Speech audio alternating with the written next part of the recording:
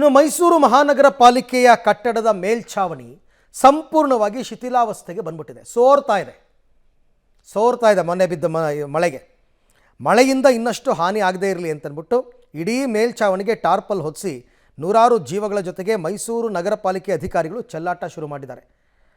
ನೂರಾರು ವರ್ಷಗಳ ಇತಿಹಾಸ ಇರತಕ್ಕಂಥ ಇದು ಕೂಡ ಒಂದು ಅರಮನೆಯೇ. ಹಾಗೆ ನೋಡೋಕೆ ಹೋದರೆ ಪಾರಂಪರಿಕ ಕಟ್ಟಡ, ಆದರೆ ನಿರ್ವಹಣೆ ಇಲ್ಲ, ಸರಿಯಾಗಿ ಟೈಮ್ ಟು ಟೈಮ್ ಮೇಂಟೆನೆನ್ಸ್ ಮಾಡಿಲ್ಲ.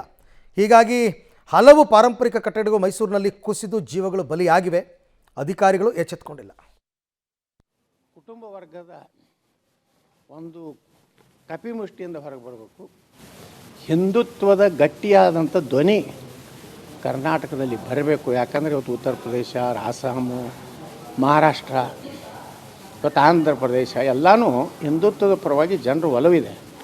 ಆದರೆ ಹಿಂದುತ್ವದ ಗಟ್ಟಿಯಾದಂಥ ಧ್ವನಿ ಇರದೇ ಇರುವಂಥ ವ್ಯಕ್ತಿಯನ್ನು ಪಕ್ಷದ ಕಾರ್ಯಕರ್ತರಾಗಲಿ ಜನ ಇವತ್ತು ಒಪ್ಪುವಂಥ ಸ್ಥಿತಿ ಇಲ್ಲ.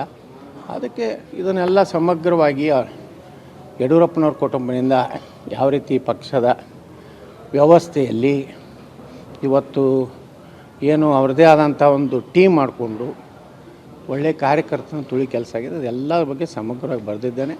ಎಲ್ಲ ಗಂಭೀರ ಪ್ರಕರಣಗಳೇನದ ಯಡಿಯೂರಪ್ಪನವರು ಮತ್ತು ಅವ್ರ ಕುಟುಂಬ ಬಗ್ಗೆ ಅದನ್ನೂ ಸಹ ಬರೆದಿದ್ದೇನೆ. ಹೊಂದಾಣಿಕೆ ಹೆಂಗಿದೆ ಅನ್ನೋದು ಬರೆದಿದ್ದೇನೆ.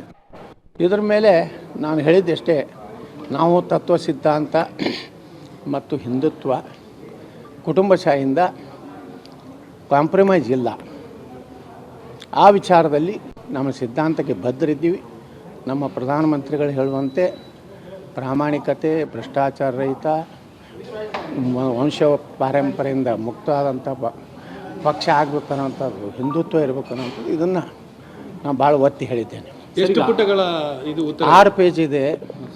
ನಾನು ಹೇಳಿದ್ದೇನೆ, ಬೆಂಗಳೂರು ಬಂದಾಗ ಯಾರು ಯಾವುದೇ ಕಡೆ ವಾಲದಂಥ ತಾಯಿ ಎಂದು ಹೇಳಿ ನಾನು ನಿಜವಾಗಿ ಒಪ್ಕೊಂಡಂಥ ರಾಷ್ಟ್ರೀಯ ನಾಯಕನ ಕೊಟ್ಟು ಕಳಿಸ್ತಾರೆ ಅಂತ ಹೇಳಿದ್ದೇನೆ. ಅಲ್ಲಿ ಎಲ್ಲ ದಾಖಲೆಗಳನ್ನು ಕೊಡ್ತೇನೆ. ಅವ್ರು ಬಂದು ಸರಿಪಡಿಸ್ಬೇಕು. ಯಾಕಂದರೆ ಏನಾಗಿದೆ, ಒಂದು ಸೈಡ್ ಕೇಳುವಂಥದ್ದಾಗಿದೆ. ಇಲ್ಲಿ ದಿಲ್ಲಿಗೆ ಯಾರಿಗೂ ಬರೋ ಧೈರ್ಯ ಇರಲಿಲ್ಲ. ಇಲ್ಲಿ ಯಾರೂ ಅಪಾಯಿಂಟ್ಮೆಂಟ್ ಕೊಡೋದಿಲ್ಲ ಅಂತ ಭಯ ಇತ್ತು.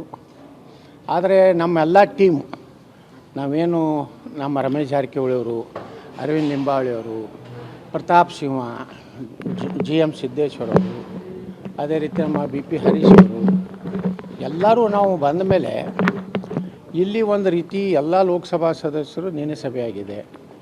ರಾಜ್ಯಸಭಾ ಸದಸ್ಯರು ಸುಮಾರು 15 ಜನ ಭಾಗವಹಿಸಿದ್ದಾರೆ. ಅವರು ಯಾರೂ ಯತ್ನಾಳ್ ವಿರುದ್ಧ ಕ್ರಮ ತಗೋಬಾರ್ದು ಅಂತಲೇ ಹೇಳಿದ್ದಾರೆ. ಮತ್ತು ಇದನ್ನು ಸರಿಪಡಿಸಬೇಕು ಹೊರತು ಉಚ್ಚಾಟನೆ ಪರಿಹಾರ ಅಲ್ಲ. ತಪ್ಪು 2 ಕಡೆ ಇರ್ಬೋದು, ಆದರೆ 2 ಕಡೆ ತಪ್ಪನ್ನು ನೀವು ಅಳೆದು ತೂಗಿ ಇದು ಮಾಡಿದಾಗ ಬಹುತೇಕವಾಗಿ ಎಲ್ಲ ಲೋಕಸಭಾ ಸದಸ್ಯರು ಪಕ್ಷದ ಹಿತದೃಷ್ಟಿಯಿಂದ ಮಾತನಾಡಿದ್ದಾರೆ.